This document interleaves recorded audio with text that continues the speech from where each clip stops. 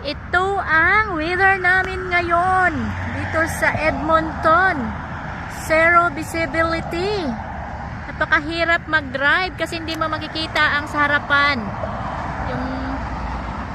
Kaya kailangan mag-ingat-ingat. Tingnan nyo oh. Nasa minus 7. Ayan. Frosty.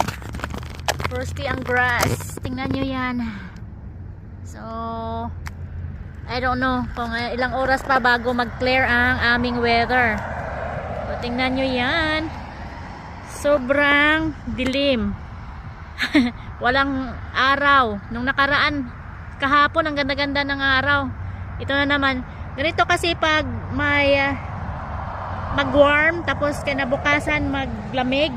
Ito ang mangyayari sa amin. Oh. Tingnan nyo yung daan. Wala kang makikita dyan. Yung mga street mall dyan, hindi mo makikita, diba?